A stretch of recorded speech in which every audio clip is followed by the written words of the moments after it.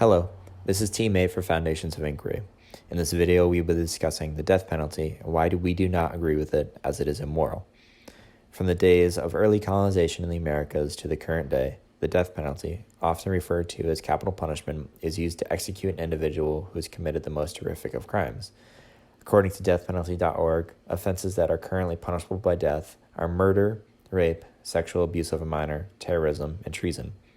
Most capital cases deal with murder or rape, however, this varies state to state.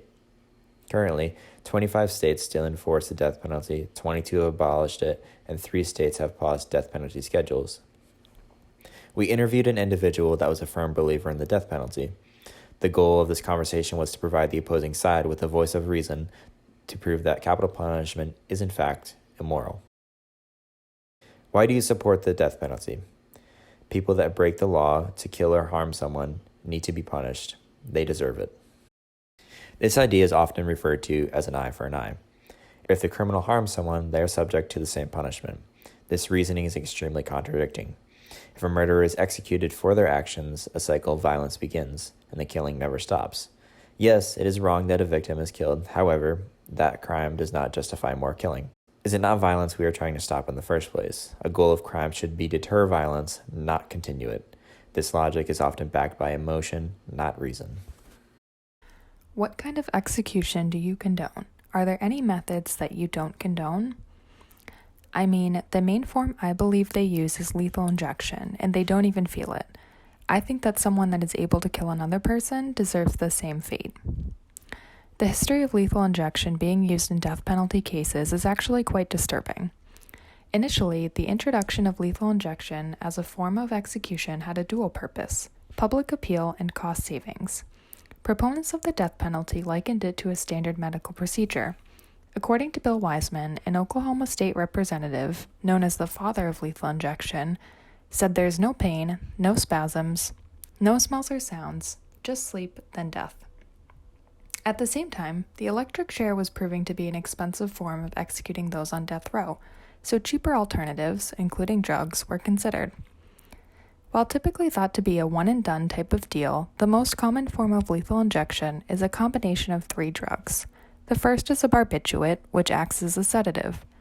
Next, a neuromuscular blocking drug is administered, which is supposed to restrict muscle movement. Finally, a lethal dose of potassium chloride is injected to stop the heart. The potential issue with this method is that the barbiturate is short-acting. This means it can wear off by the time potassium chloride is administered, which can cause excruciating pain.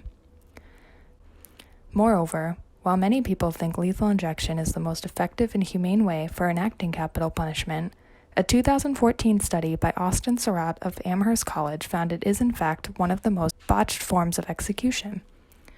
Of the 8,776 executions from 1890 to 2010, 276 went wrong in some way or another. Lethal injection had the highest rate, with 75 botched executions out of 1,054, or about 7%. What if an innocent person was executed? Would you agree with the sentence and feel remorse? It is very rare that an innocent person makes it to death row. The media on the left hypes up that more people are innocent than guilty when this isn't in fact true.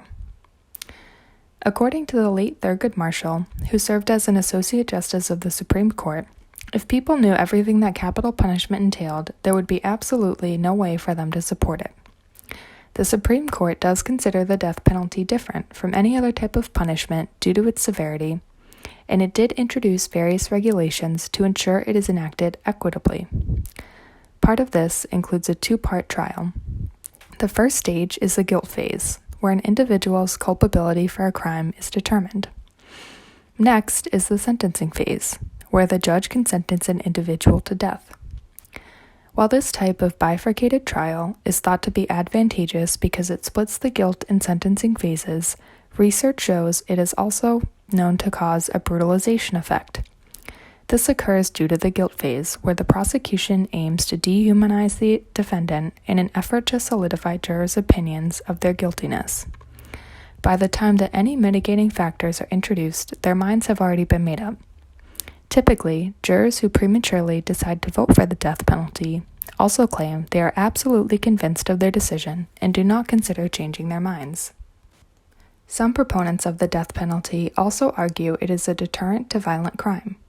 However, there is no conclusive research that this is true. The FBI has found that states that still have the death penalty also have the highest murder rates. There is also evidence that there are racial disparities in capital sentences.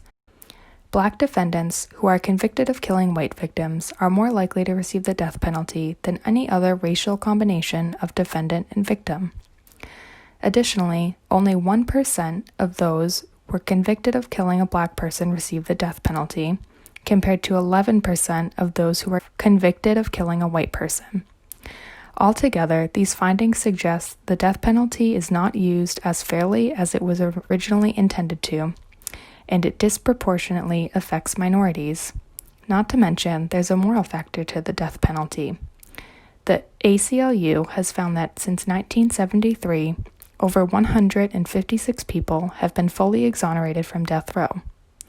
What does it say about our society if we are willing to execute innocent people in the name of justice? Are we morally justified in murdering a murderer?